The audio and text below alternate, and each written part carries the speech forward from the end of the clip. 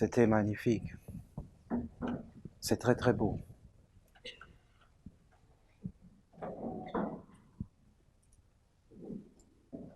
Mais il manque le... Marie, je te salue.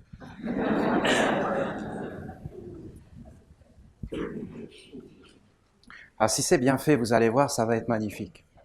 Et ça va guérir des mondes. Ça va être ouvert, ça va être... Non, ça va être beau.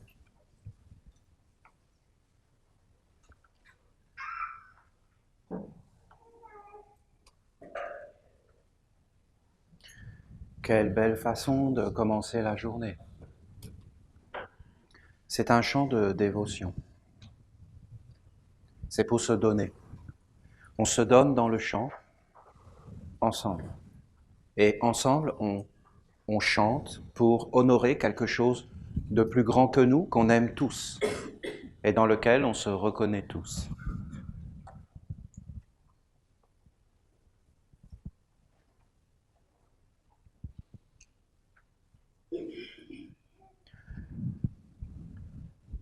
Dieu m'a montré une vision.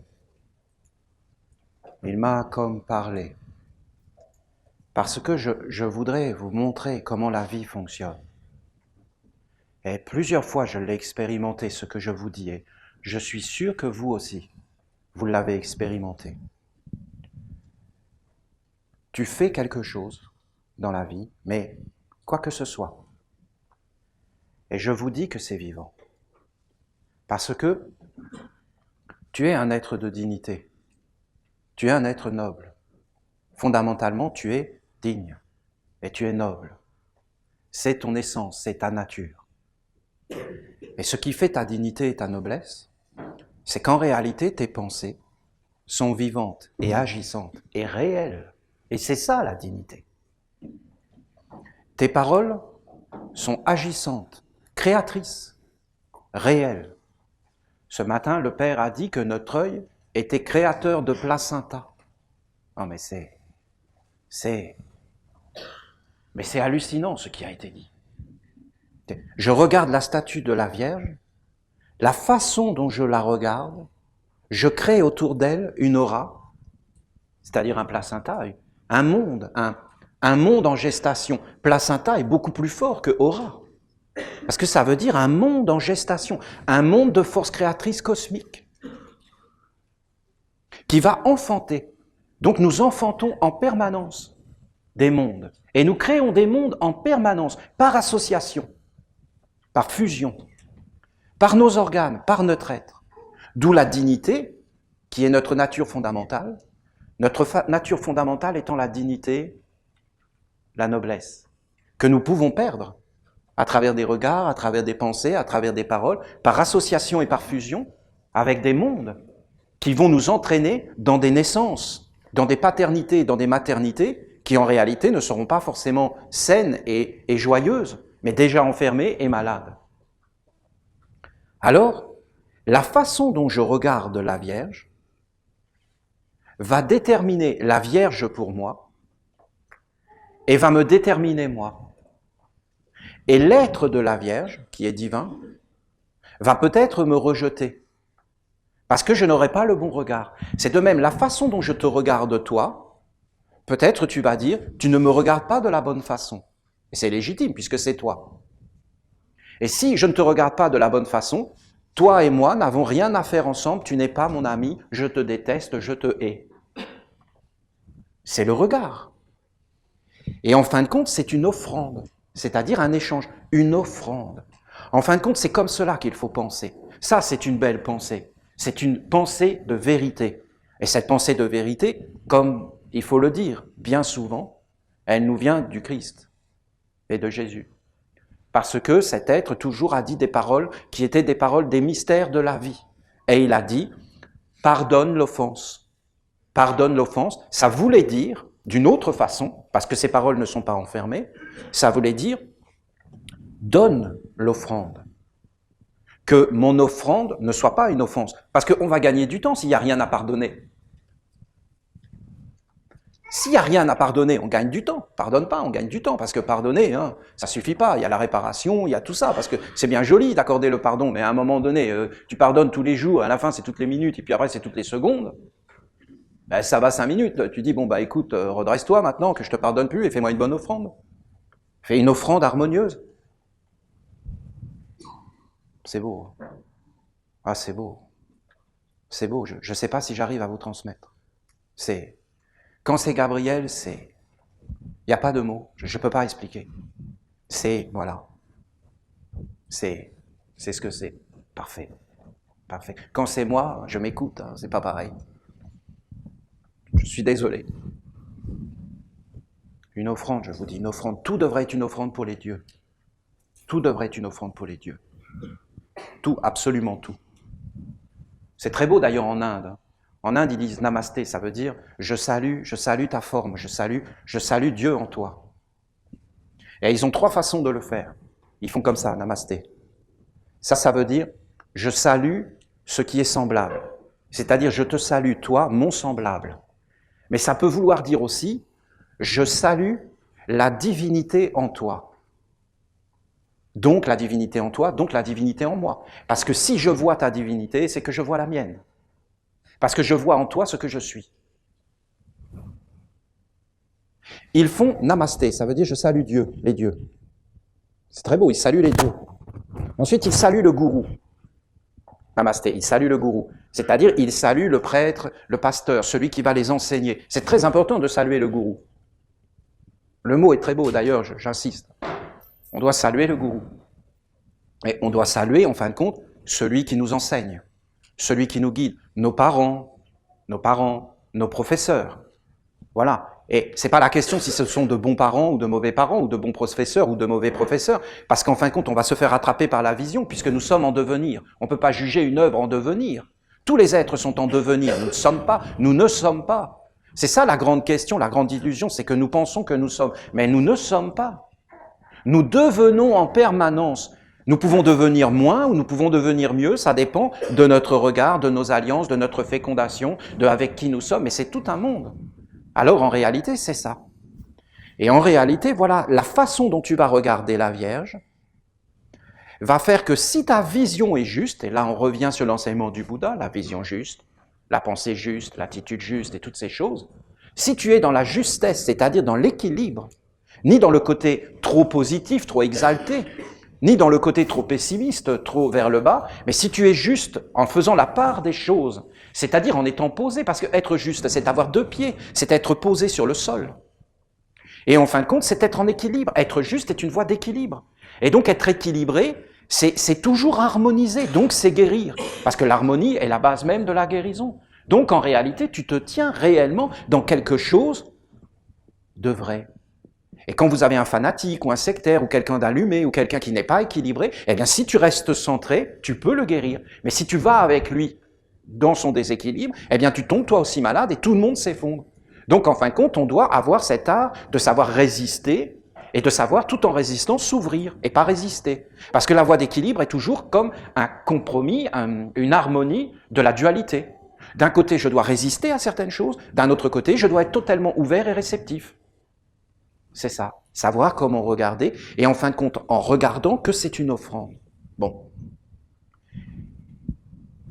Quand tu as l'offrande juste, la relation juste, eh bien, l'être va te répondre. Mais c'est plus que ça, c'est le cosmos tout entier. Parce que nous sommes des êtres cosmiques. Nous vivons dans le cosmos. Nous ne sommes pas des êtres rabougris.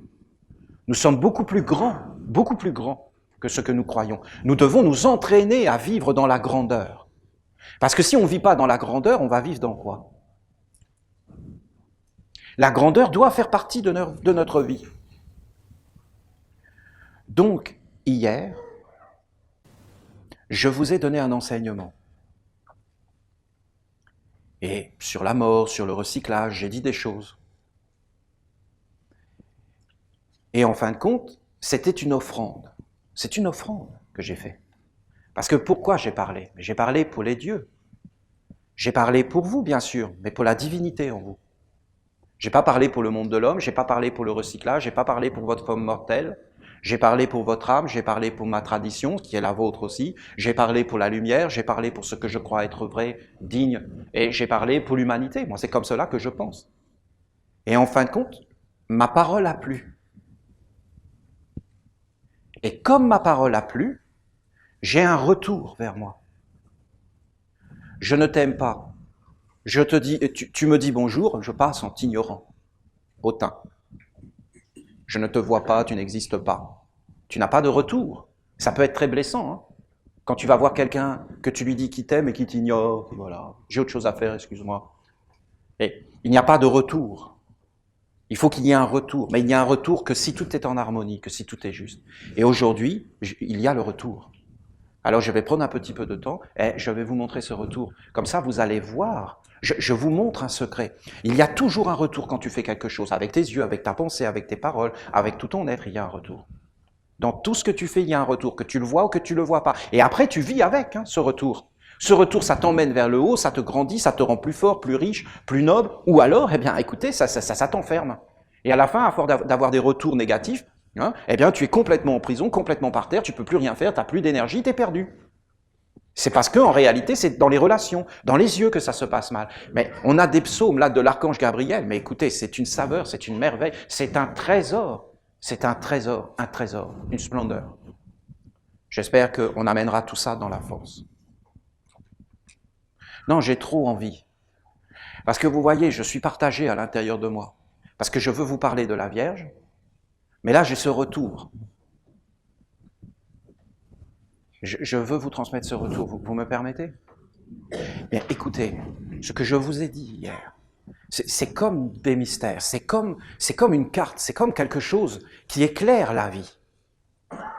Mais je voudrais vraiment essayer de vous transmettre cette vision que j'ai eue. C'est qu'en réalité, je vous ai expliqué. Je ne vais pas m'attarder. Je vais juste poser des bases pour que cette vision soit posée et qu'elle soit avec nous. C'est une relation juste avec la vie, avec l'univers, avec la Terre. Je vous ai dit, il y a la naissance. Je vous ai dit, il y a la vie sur Terre. Ah, mais on touche les choses les plus sacrées de l'existence. Les plus sacrées de l'existence. Je vous ai dit, il y a le cosmos, les étoiles, les planètes, le système solaire. Tout ça, en réalité, est un organisme qui engendre la vie dans tous les mondes. Tout ça est vivant et baigne dans un placenta. Je vous ai dit, il y a la mort, ce qui nous rend humbles, ce qui nous rend solidaires. Parce qu'il y a la naissance et il y a la mort. Et on est ensemble et on doit s'accompagner, on doit s'aider, on doit s'aimer les uns les autres. On doit être là les uns pour les autres. C'est incroyable comment une maman est là quand tu es petit, qu'elle te lange. Moi, vous savez, je sais très bien ce que c'est qu'une maman. Parce que même si j'ai jamais langé mes enfants, je suis de l'ancienne école, mais alors certains d'entre vous, je vous ai langé, je vous ai changé vos couches. Et quand vous criez, j'arrivais pour vous donner la tétée, parce que moi c'est naturel. Pas de biberon avec moi. C'est l'ancienne école. Entre nous, on se comprend? On est bien d'accord là-dessus? Non, parce qu'il faut rendre à César ce qui est à César et à Jésus ce qui est à Jésus. La naissance, la mort, voilà. Les étapes de la vie, ça devient merveille. Là, je vous ai dit la grande étape de la fécondation de la vie où tu rencontres tes parents, de ta future naissance. Je vous en ai dit des choses.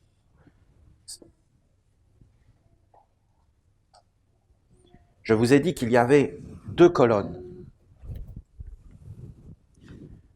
Et je vous ai parlé de mondes supérieurs. Des mondes d'affinité, des mondes d'écriture, des mondes d'alliance.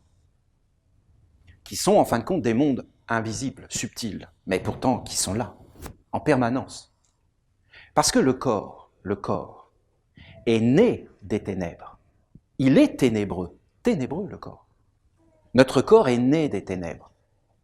Et si vous le regardez bien, il est dur, opaque. La lumière dans le corps, c'est l'œil. C'est l'œil. L'œil est une lumière, une beauté indescriptible dans le corps, comme quelque chose de surréaliste. C'est parce que vous comprenez, on est habitué. On ne regarde plus parce que on est habitué. Donc en fin de compte, on s'endort. Mais l'œil, c'est inconcevable. Inconcevable. C'est une merveille. D'ailleurs, on dit Dieu, ça se rapproche très proche des yeux. Parce que les yeux sont l'évidence divine. Il n'y a pas de mots pour traduire la vision, les yeux, qu'on puisse se regarder. Peut-être il faudrait faire venir un aveugle ici qui nous explique qu'est-ce que c'est de ne pas avoir des yeux. Et là, on se rendrait compte de la merveille, de la chance, de la richesse, de la splendeur. Je ne vous parle pas de la pensée. Je ne vous parle pas de toutes les beautés, de toutes les merveilles qui sont en nous, de tout ce qu'on peut faire sur cette terre merveilleuse. Ici, c'est les ténèbres.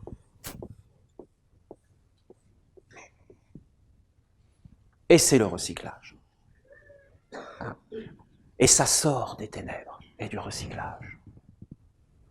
Et vous vous approchez d'une rose, d'un lys. Oh là là, un lys, mais des fois, c'est enivrant, c'est sublime.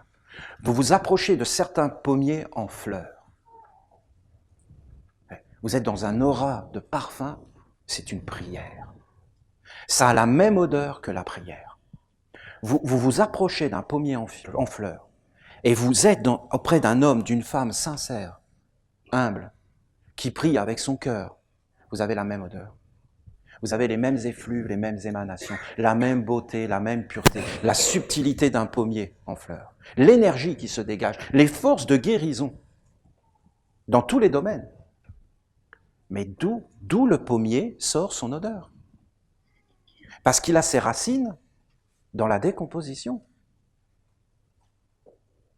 C'est la décomposition. À travers son tronc, à travers sa sève. Mais comment il fait ça? Il prend la décomposition du monde, il prend aussi le cosmos, il tend vers un monde supérieur.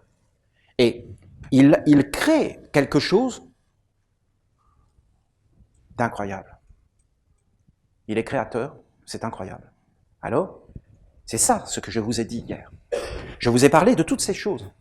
Et je vous ai dit que nous, les êtres humains, c'est pas nous, c'est nous tous. Nous naissons avec des parents, une lignée, des hérédités.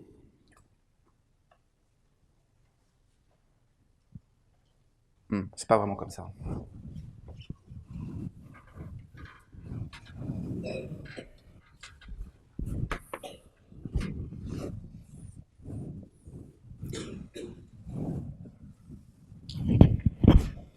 Là, il y a un monde.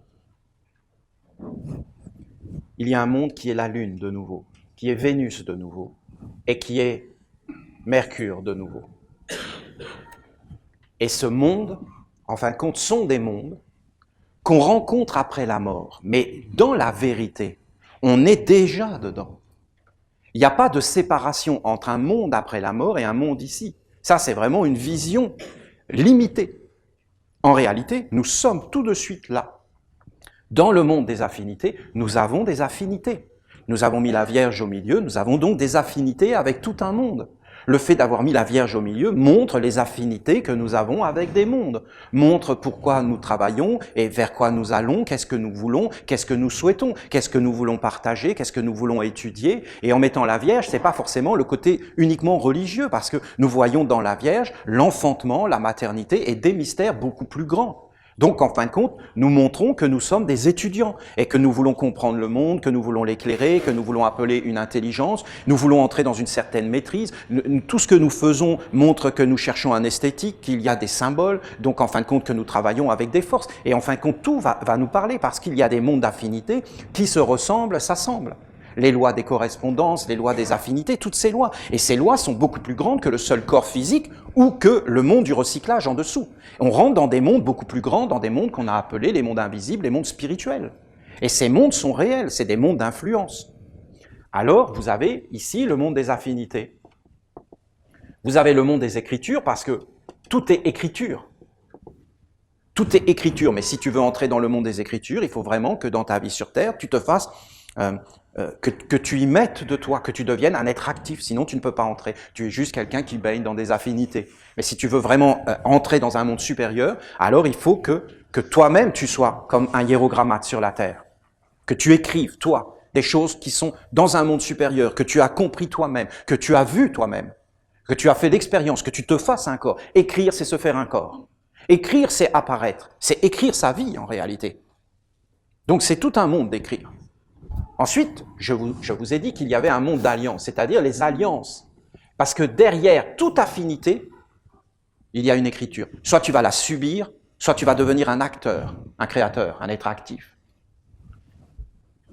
Derrière toute écriture, il y a des mondes. Il y a des mondes. Il y a 3 mondes en réalité, si on les résume, il y en a beaucoup plus. Parce qu'il y a énormément d'intelligence, de conflits, de mondes. Et il y a 3 mondes. Vous avez le monde du recyclage, affinité avec le monde du recyclage, écriture sur toi du monde du recyclage, donc tu as le sceau. Donc on sait exactement à quel monde tu appartiens, alliance avec le monde du recyclage. Tu peux être un religieux, hein. Tu peux être un religieux et appartenir au monde du recyclage, il faut bien être conscient. Parce que c'est une religion par affinité, passive, tu vas faire tes dévotions parce que tes parents les ont fait, parce que c'est une tradition, tu ne mets rien de toi, tu ne mets même pas d'idéal, tu n'essaies pas de faire des choses, et bien en fin de compte, tu vas finir dans un monde où ça ne va pas aller plus loin. Donc c'est tout ce que je vous ai expliqué hier. Et je vous ai dit qu'après, il y avait le monde de Mars, le monde de Jupiter et le monde de Saturne, qui en fin de compte était la redescente. Et je vous ai dit que il y avait, c'est des anciens symboles, hein.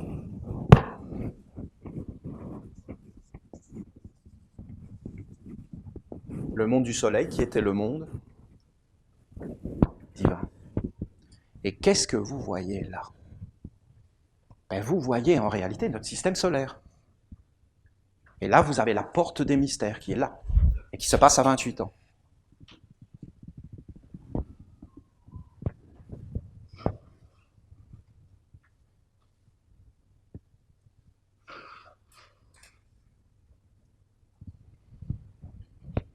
Et en réalité, on tourne là-dedans.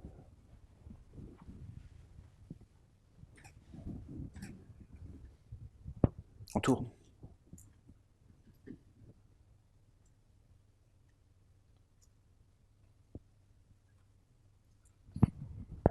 Ici, vous avez un mystère, ici.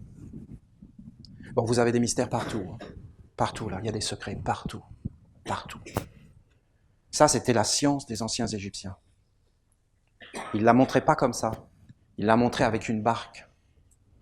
Une barque qui voyage la nuit et le jour. La nuit et le jour, Olivier? Oui. La nuit et le jour. Mais qu'est-ce que tu nous dis? Je vous dis que nous sommes là. Et nous disons, eh bien voilà, là c'est le jour, et là c'est la nuit. Mais en réalité, ce n'est pas la vérité. La vérité, c'est que nous sommes dans les ténèbres. Et que, je pose des bases, hein. Nous sommes réellement dans les ténèbres. Dans les ténèbres. Et le soleil que nous voyons et la lumière qui nous éclaire est une fausse lumière. Ce n'est pas la lumière. En réalité, la vraie lumière, nous ne la voyons pas. Ce que nous prenons pour le jour, c'est la nuit. Et ce que nous prenons pour la nuit, c'est le jour. Nous sommes inversés. Ce que nous prenons pour l'existence, c'est la mort. Et ce que nous prenons pour la mort, c'est la vie. Alors, quand j'étais tout petit, je le savais. J'avais compris ça quand j'étais enfant. Parce que j'avais regardé le monde des adultes.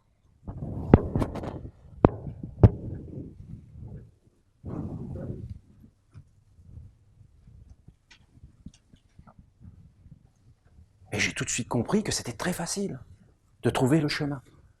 Fallait faire tout l'inverse de ce qu'ils faisaient. Et il fallait systématiquement faire le contraire de tout ce qu'il disait. Et tu trouvais le chemin de la vérité. Ça, je l'ai compris très très petit. Et donc, mais je n'aurais jamais imaginé que j'étais un sage incarné à l'époque. Et que c'était vrai à tous les niveaux. Ce que nous prenons pour la vie, c'est la mort. Ce que nous prenons pour la mort, c'est la vie. C'est une base de méditation. J'essaie de vous transmettre une vision grande. Bon. Qu'est-ce que tu veux nous dire alors, Olivier? Mais parle clair. Je veux vous dire que nous marchons sur le recyclage et qu'en dessous de nous, c'est l'enfer. Vous avez envie d'y aller, vous, en dessous? Vous avez envie d'être broyé, d'être digéré? Vous avez envie d'être transformé? Et regardez ce qui sort de cet enfer, qui est vivant. Hein. Parce que ne croyez pas que, par exemple, la décomposition, c'est un monde mort. Pas du tout. Pas du tout. C'est un monde bourré de vie. C'est vivant. C'est survivant, d'ailleurs. Plus vous prenez de matière organique en décomposition, plus vous la mettez sur le sol, plus vous allez avoir des tomates grosses qui vont pousser, succulentes. Plus vous amenez la vie dans ce monde où tout est détruit, plus en réalité la vie rejaillit. C'est incroyable ça quand même. C'est une vérité. Hein. Vous mettez des poules sur un terrain, toutes sortes de déjections, et vous allez voir après comment le terrain va être fertilisé. Ce terrain se nourrit de tous les déchets. Et plus tu lui en donnes, des bons déchets, hein. Pas les déchets humains, c'est-à-dire la pollution humaine qui est une perversion intellectuelle. Hein. Là, on essaie de voler l'immortalité en créant le polystyrène, en créant des êtres qui n'existent pas dans la nature, qui sont des créations d'alliances humaines pour aller vers une immortalité de la mort, pour donner l'immortalité des dieux à la mort.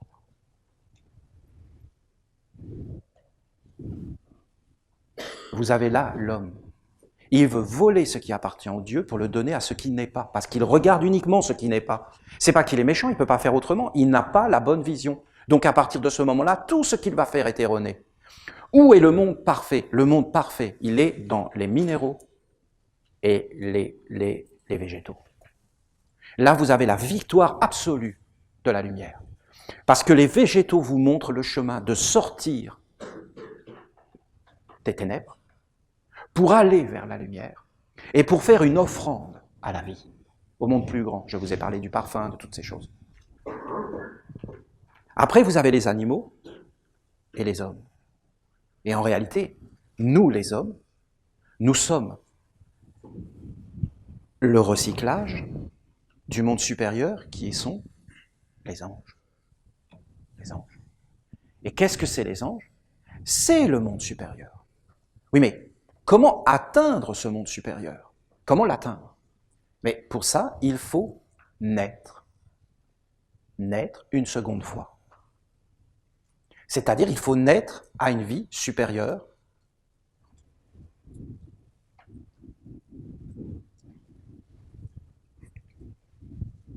Ah, il me faudrait des jours maintenant.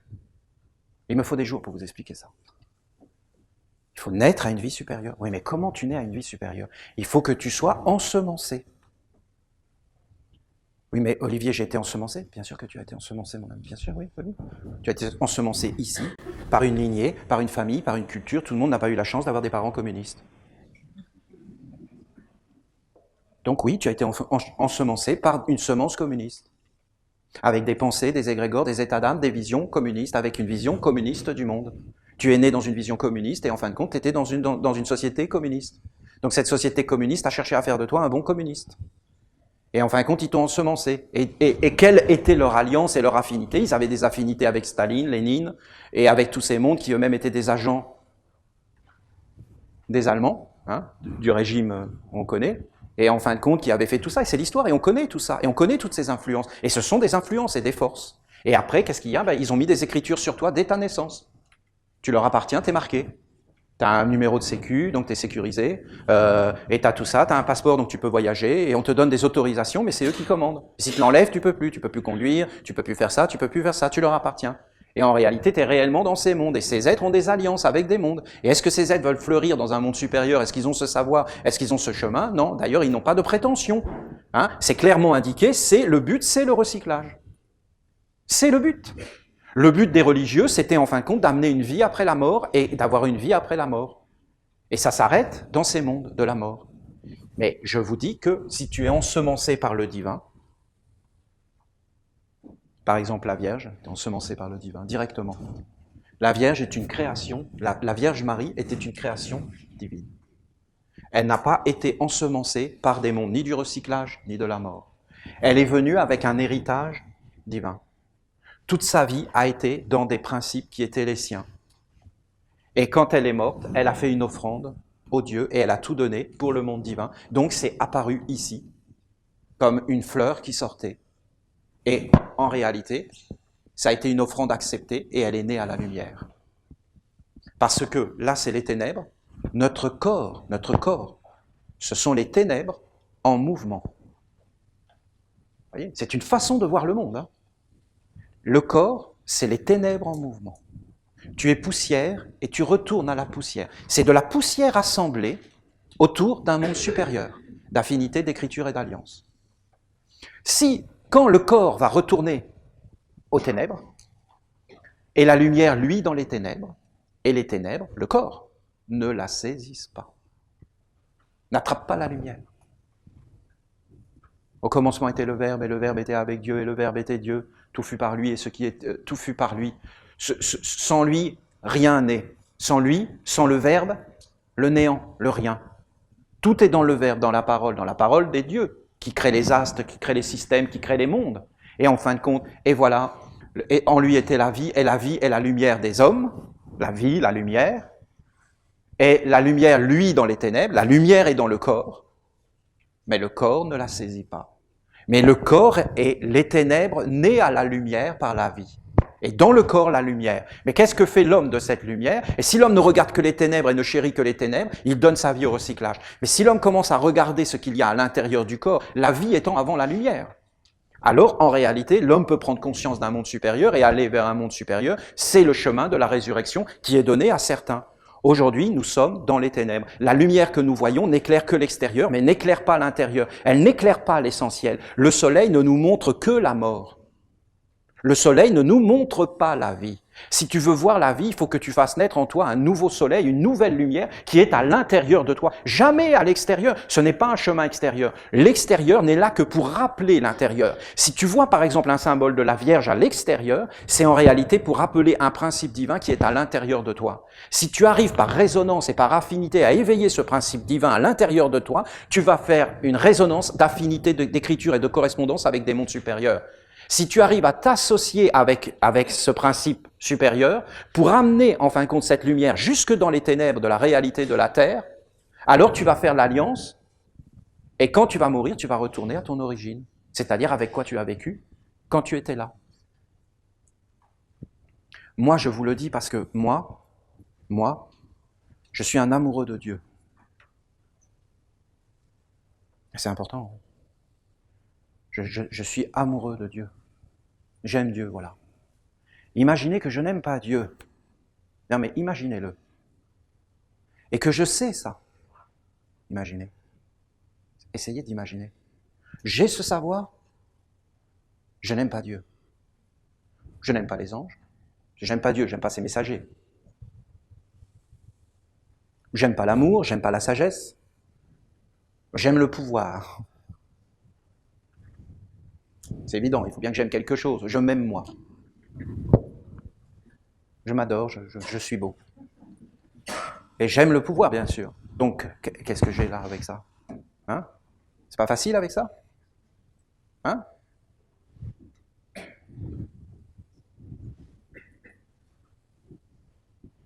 C'est trop facile, là. Je rends les êtres faibles. Je les rends dépendants. Je leur fais commettre des crimes, des offenses. Je les asservis. Je les conduis vers le bas. Je leur enlève leur âme. Je les coupe du ciel. Je détruis tout ce qu'ils ont de beau pour qu'ils soient faibles et qu'ils viennent vers moi et qu'ils me supplient de leur donner le peu qui est à eux. Et je leur ai volé. C'est pas facile. Ah non, mais c'est énorme ce que je vous révèle. Hein. C'est tous les secrets de la vie. Je ne sais pas si vous les comprenez ou pas, je peux vous garantir qu'il y en a qui les connaissent hein, et qui les utilisent.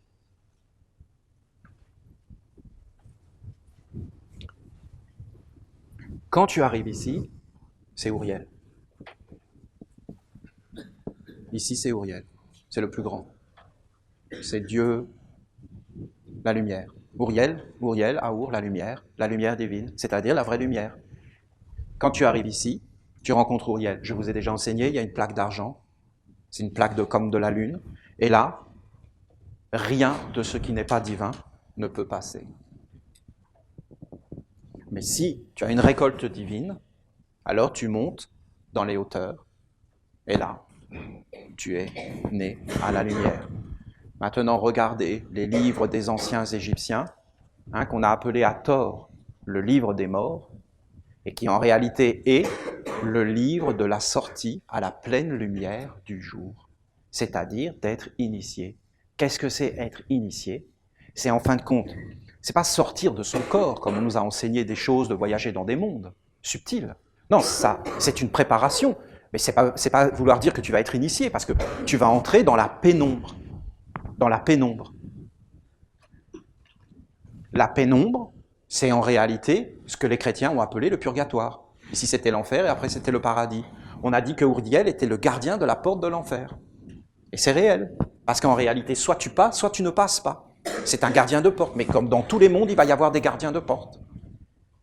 Sorti à la lumière du jour, ça veut dire être initié au mystère de Dieu. Et voir que derrière tout ce que tu vois, il y a des mondes. Affinité, écriture, alliance. Après, tu choisis ton alliance quand tu es éveillé. Oui, mais comment c'est possible? Mais il faut que tu aies la fécondation divine. Sinon, tu ne vas pas voir ces choses. Et tu vas passer dans ton monde sans même les voir. Et qu'est-ce que c'est que le trésor des trésors? Ça s'appelle la ronde des archanges. Et pourquoi? Parce que la ronde des archanges, c'est ici. C'est ça, la ronde des archanges. Et là se tiennent les anges, les archanges et les dieux. Là, et là, c'est le mystère des mystères. Et quand tu entres dans ce mystère, c'est encore plus grand que les dieux.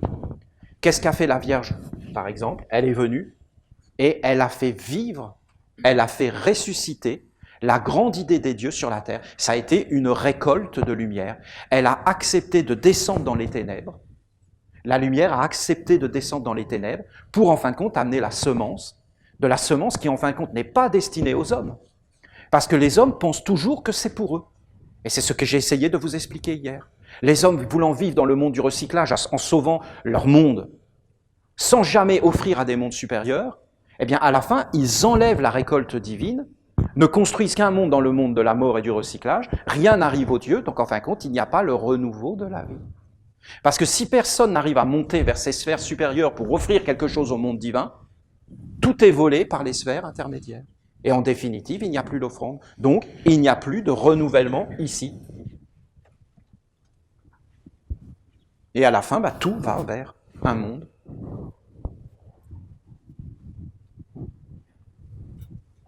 Des ténèbres, vers la lumière. Les anciens Égyptiens appelaient cela Anubis. Anubis était le dieu des morts. Laisse les morts enterrer les morts. Suis-moi. Laisse ceux qui sont morts enterrer ceux qui sont morts. Ceux qui sont horizontaux, recyclage. Ceux qui sont droits, éveillés. Ceux qui sont éveillés dans le monde des hommes sont les morts. Ceux qui sont endormis dans le monde des hommes, qui se laissent vivre, qui cherchent pas à comprendre, qui suivent leurs instincts sans rien, qui prennent la vie comme elle vient, qui sont comme ça, ceux-là en réalité sont déjà dans le recyclage, déjà.